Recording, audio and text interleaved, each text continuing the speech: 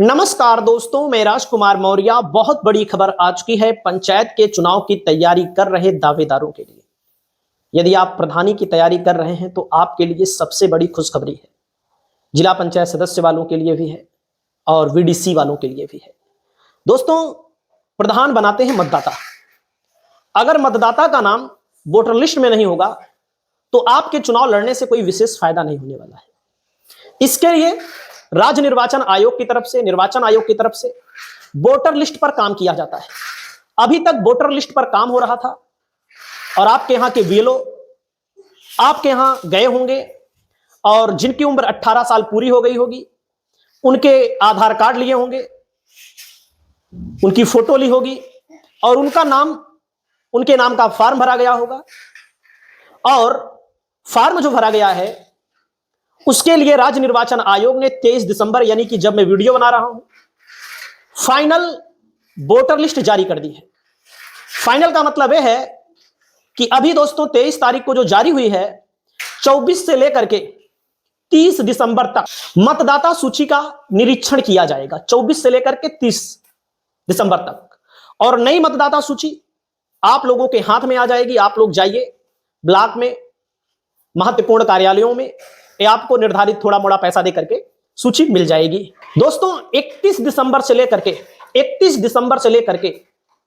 6 जनवरी तक आपत्ति करिए। मान लीजिए कि किसी का नाम आपने डलवाने के लिए आवेदन किया, उसका नाम नहीं डाला गया या उसका नाम गलत हो गया, या ऐसे लोग जो मर गए हैं उनका नाम फिर आ गया है, ऐसे लोग जो हस्तांतरित है, यहां नहीं रहते हैं, उनका नाम फिर आ गया है, उसके लिए आप आपत्ति डाल सकते हैं। कुल मिलाकर के ज्यादातर आपत्ति तो इसलिए डाली जाती है कि नाम है नहीं, फॉर्म भरा गया लेकिन नाम नहीं है। और इसी के आधार पर दोस्तों 6 फरवरी को अंतिम मतदाता सूची जारी कर दी जाएगी। अंतिम मतदाता सूची जो जारी होगी उसके बाद नाम नहीं बढ़ेगा, और चुनाव का बिगुल फूंक जाएगा। यानी कि सबसे ज्यादा जो कार्य किया जाता है, वर्क जो काम किया जाता है, वो मतदाता सूची पर ही किया जाता है। मतदाता सूची के बाद की प्रक्रिया है दोस्तों आरक्षण का निर्धारण। आप सभी साथियों को बताना चाहूंगा, सुप्रीम कोर्ट के आदेश के अनुसार जो ओबीसी वर्ग को 27% आरक्षण मिलता है, ओबीसी के कोटे वालों को, उस आरक्षण को लेकर के सुप्रीम कोर्ट की गाइडलाइन है कि ओबीसी वर्ग के लोगों को अगर आरक्षण देना है तो इनकी आर्थिक, राजनीतिक तमाम चीजों को कैलकुलेट करिए। इसके लिए पिछड़ा वर्ग आयोग बनाया जाता है और पिछड़ा वर्ग आयोग जो होता है दोस्तों अनेक जिलों में जाता है और रिपोर्ट तैयार करता है और रिपोर्ट सरकार को सौंपता है। उसी के आधार पर आरक्षण दिया जाता है ओबीसी वर्ग के लोगों को। इस काम के लिए पिछड़ा वर्ग आयोग 6 महीने का समय आमतौर पर मांगता है। इसके पहले जब चुनाव हुआ है तो 6 महीना का समय मांगा है। अब की बार क्या 6 महीने का समय मांगेगा या पिछले ही आंकड़ों को आधार मानकर आरक्षण की सूची जारी कर दी जाएगी। आरक्षण की सूची के अनुसार ओबीसी वर्ग को किस सीटें आती हैं, सामान्य वर्ग की सीटें आती हैं। कुल सीटों का 27% ओबीसी को, 21% एससी, आधा % एसटी, और टोटल में महिलाओं की भी भागीदारी 33%। टोटल जो सीटें होंगी, अगर 100 सीटें किसी जिले में तो 33 महिला प्रधान बननी चाहिए। सबको मिला करके, ओबीसी सामान्य वगैरह मिला करके, सामान्य में सब लड़ सकते हैं, ओबीसी में ओबीसी लड़ सकता है, महिला ओबीसी है तो महिला ओबीसी लड़ सकती है, एससी ओबीसी है तो एससी महिला है तो एससी महिला लड़ सकती है। महिलाओं के लिए जो जाति प्रमाण पत्र लगता है दोस्तों, वो उनके मायके वाला लगता है। अगर मान लीजिए थोड़ी देर के लिए हम ओबीसी वर्ग में आते हैं, हम किसी ऐसी महिला से शादी किए हैं जो एससी वर्ग से आती हो और हम ओबीसी भले हैं तो वो एससी में लड़ सकती है। आप याद रखिएगा इस चीज को, हमारी बात को याद रखिएगा।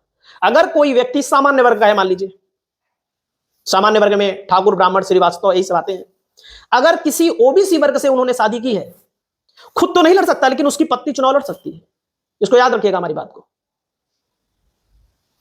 तो दोस्तों, या कोई भी ऐसा व्यक्ति है ओबीसी का जो सामान्य वर्ग से किसी लड़की से शादी किया है, ओबीसी में नहीं लड़ पाएगी, सामान्य सीट आएगी तो सामान्य ही सीट में वो लड़ सकती है। एससी एसटी सीट अगर कोई है सामान्य वर्ग से शादी ब्याह किया है तो ऐसा नहीं हो सकता। इसको याद रखिएगा हमारी बात को। प्रधानी के चुनाव में आप अपने गांव से ही चुनाव लड़ सकते हैं, क्षेत्र पंचायत में आप अपने पूरे ब्लॉक से चुनाव लड़ सकते हैं, चाहे जहां से लड़िए, लेकिन सीट वही होनी चाहिए जिस कैटेगरी में आप लड़ना चाहते हैं, लड़ सकते हैं। सामान्य है तो कुल लड़ सकते हैं, बाकी आप सब समझ रहे हैं। उसके अलावा आप लोग पूछ रहे हैं भैया चुनाव कब होगा, चुनाव कब होगा, चुनाव कब होगा। चुनाव के लिए एक चीज है, सोशल मीडिया पर बहुत तेजी के साथ वायरल भी है, जिसमें यह कहा जा रहा है कि 20 अप्रैल को पहले चरण में चुनाव होगा। सहारनपुर, कैराना, मुजफ्फरनगर, बिजनौर, मुरादाबाद, रामपुर, पीलीभीत, अमरोहा, मेरठ, बागपत, गाजियाबाद, गौतम बुद्ध नगर, बुलंदशहर, मथुरा, अलीगढ़, आगरा, रामपुर, शामली, हापुड़ 25 अप्रैल को लेकर कहा जा रहा है। हाथरस, संभल, फतेहपुर सीकरी, फिरोजाबाद, मैनपुरी, एटा, बदायूं, बरेली, शाहजहांपुर, खीरी, धौरहरा, सीतापुर, हरदोई, मिश्रिख, उन्नाव, फर्रुखाबाद, कानपुर, कन्नौज, इटावा, अकबरपुर, बहराइच, लखीमपुर खीरी। और तीसरे चरण के लिए कहा रहा है मोहनलालगंज यानी लखनऊ, रायबरेली, अमेठी, जालौन, झांसी, फतेहपुर सीकरी, कौसाम्बी, फैजाबाद, कैसरगंज, गोंडा, सुल्तानपुर, प्रतापगढ़, फूलपुर, प्रयागराज, अंबेडकर नगर, श्रावस्ती, डुमरियागंज, बस्ती, संत कबीर नगर।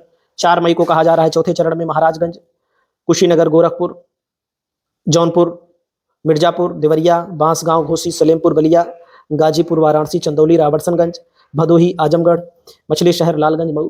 ये बताया जा रहा है कि 12 मई तक मतगणना होगी। तो एक सोशल मीडिया पर वायरल है, लेकिन संभवतः देखो भाई, कार्यकाल समाप्त होने के पहले ही चुनाव होता है, सरकार अगर लेट ना करे तो। और कार्यकाल प्रधानों का 25-26 मई को समाप्त हो जाएगा, तो इसका मतलब है जाहिर सी बात है 10-12 मई तक रिजल्ट आ जाएगा। उसके पहले अप्रैल में चुनाव होने की संभावना है।